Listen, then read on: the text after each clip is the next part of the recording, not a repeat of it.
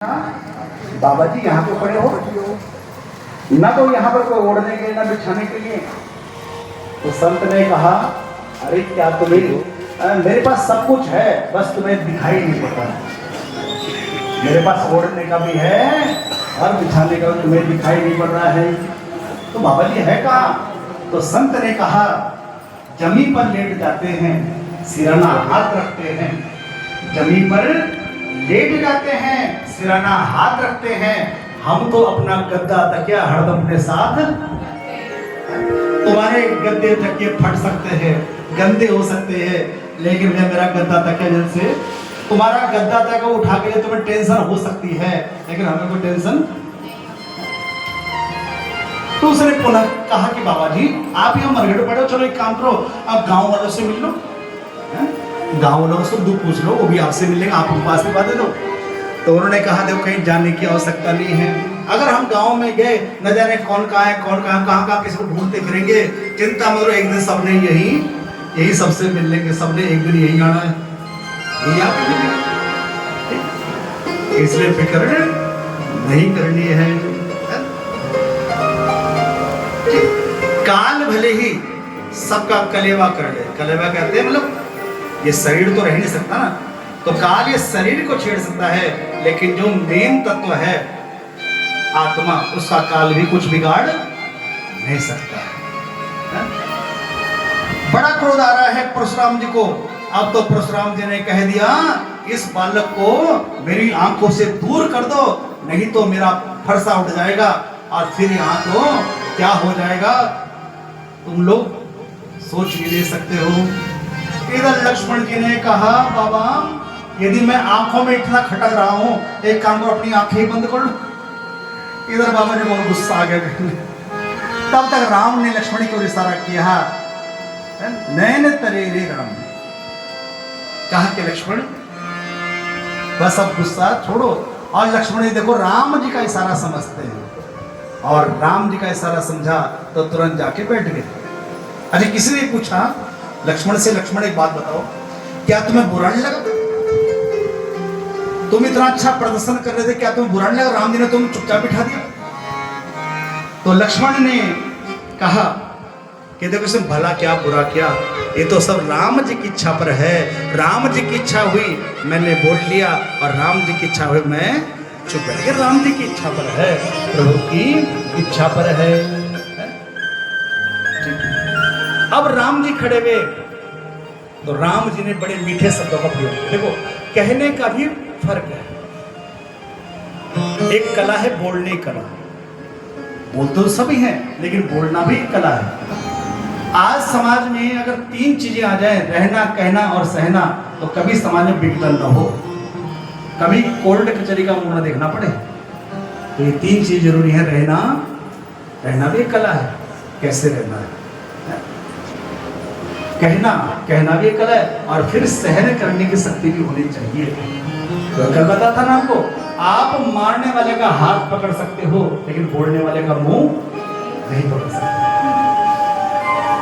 लोगों ने किसी को नहीं छोड़ा भैया, हो सकता है सामने न बोलते हो तो पीछे तो बोलते हो ना। आपको कल मैं उदाहरण दिया था, जब हाथी चलता है तो कुत्ते पीछे से भौंकते हैं, और उदाहरण बताया था क्यों बोलते हैं। कुत्तों से पूछा जाए भाई साहब आपको हाथी से क्या दिक्कत है, अगर कुत्ते बोलते होते तो कहते भाई साहब हमें हाथी से कोई दिक्कत नहीं है, दिक्कत है इन लोगों से जो इसके सामने हाथ जोड़े खड़े, दिक्कत है इन लोगों से। अरे कुत्ते मतलब पीछे से भौंकते, आगे से कोई नहीं भौंकते, उन्हें पता आगे से भौंके तो हाथी के प्रभु नीचे हम आ सकते हैं। तो आज राम जी आगे लक्ष्मण जी को बिठा दिया, राम जी आगे आए, और राम जी ने बड़े मीठे शब्दों में कहा कि छुअत ही टूट पीना के पुराना, मैं की है तो करहूं अभिमाना, छुअत ही टूट पीना के पुराना, मैं की है तो करहूं अभिमाना, छुअत टूटे रघुपत ही न दोषु, छुअत टूटे रघुपत ही न दोषु, मुनि बिन काज करिए कति रोसु, मुनि बिन काज करिए कति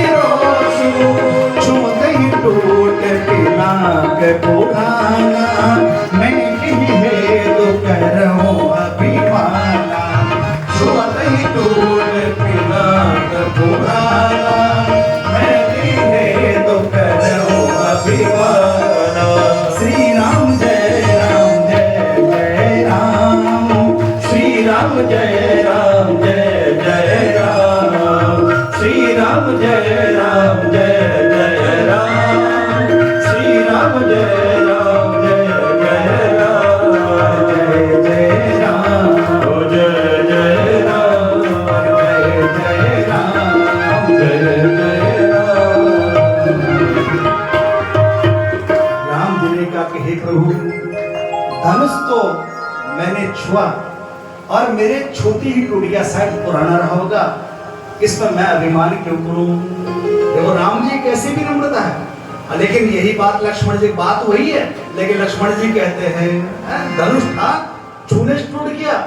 राम जी क्या करती है, आपको बेकार में आंखें लाल लाल करके हमें गुस्सा दिखा रहे हो, आपको बेकार में आंखें इतनी देर से आंखें लाल की हमें आंखें दिखा रहे हो। बात वही थी, लेकिन कहने का तरीका, इसीलिए परमात्मा ने ये जो बाणी दी है ना जिभ्या, ये कितनी कोमल बनाई है, बाकी सब जगह हड्डी है, कि कुदरत को नापसंद है सकते बयान में, कुदरत को नापसंद है सकते बयान में, इसीलिए तो दी नहीं हड्डी जुबान में, इसलिए मीठा बोलो। और जो मीठा बोलता है उसका जहर तक बिक जाता है, और जो कड़वा बोलता है उसका गुण भी नहीं बिकता। कि ऐसी वाणी बोलिए मन का आपा, और औरन को शीतल करे आप।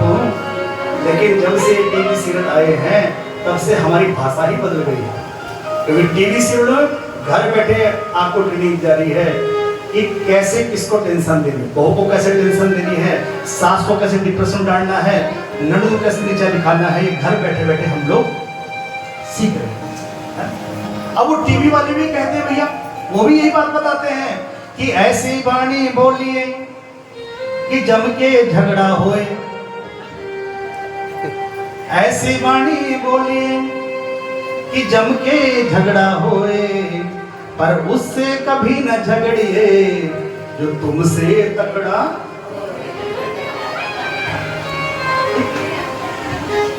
इससे बोलना भी एक कला है। हमारे एक यजमान परिवार थे, ऑलरेडी इसके जय सिंह वर्मा जी, सहारनपुर में सरहा बाजार में दुकान थी।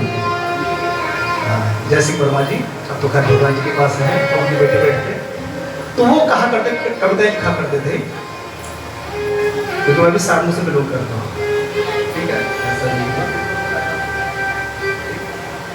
अब तो खैर इधर आ गया आपके आशीर्वाद से, पास में व्यवस्था, लेकिन उस समय सहारनपुर रहा काफी समय। तो वो कहा करते थे, वो बहुत अच्छी बात कहा करते थे कि खर्चा ज्यादा आमद कम तो मिटने के लक्षण। समझ रहे हो, खर्चा है 20,000 महीना, आमदनी मात्र 10,000 की, तो खर्चा ज्यादा आमद कम तो मिटने के लक्षण, और गुस्सा ज्यादा ताकत कम तो पिटने के।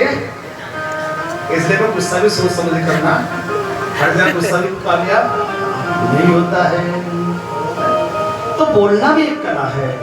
आज देखो राम जी ने जैसे ये बातें कही, तो परशुराम जी थोड़ा गुस्से में थी, कह दिया राम ये जो तुम्हारा भाई है ना बड़ा दुष्ट है, और ये बड़े कड़वे वचन बोलता है, और तुम यहाँ देने दिखाने का नाटक करते हो। लेकिन राम जी को गुस्सा नहीं आया, या तो राम तुम ना नाम राम कहलाना नाम छोड़ दो। देखो सारा झगड़ा ही नाम का है। आज झगड़े जो है ना वो नाम के हैं। पहले लोग छिपाते थे, आज छपाते हैं। पहले लोग अपना कुछ छिपाते थे, लेकिन आज छपाते हैं। परशुराम जी और राम, देखो दोनों के उसमें राम है, राम दोनों ही हैं, एक राम एक परशुराम। तो राम जी प्रकाश देने वाले हैं और परशुराम जी भी प्रकाश देने वाले हैं। तो झगड़ा क्यों? अभी झगड़ा ऐसा नहीं कि बुरे लोगों में है, सज्जन लोगों में भी झगड़ा है। समस्या ये नहीं कि बुरे लोगों से समस्या है, समस्या जो सज्जन है वहां भी समस्या जुड़ी हुई है। ऐसा नहीं, समाज में समस्या जुड़ी हुई है, चाहे वो सज्जन है चाहे बुरे हैं। आपने देखा होगा अच्छे लोगों में से एक बुराई है, वो कभी इकट्ठे नहीं हो सकते। अगर अच्छे लोग इकट्ठे होना चालू हो जाएं, शुरू हो जाएं, तो ये समाज राम राज्य बन जाएगा। और बुरे लोगों में एक अच्छाई है, ये हमेशा इकट्ठे रहते हैं। आपने देखा होगा 4 कीने खाने वाले कैसे मिलजुल के रहते हैं। और जहां 2 विद्वान मिल जाए, अभी टीम में नजर कितनी डिबेट चल रही है, बहस चल रही है। जहां 2 विद्वान मिल जाए, इकट्ठे करके देख लो भैया, इकट्ठे करना बहुत बड़ा मुश्किल है।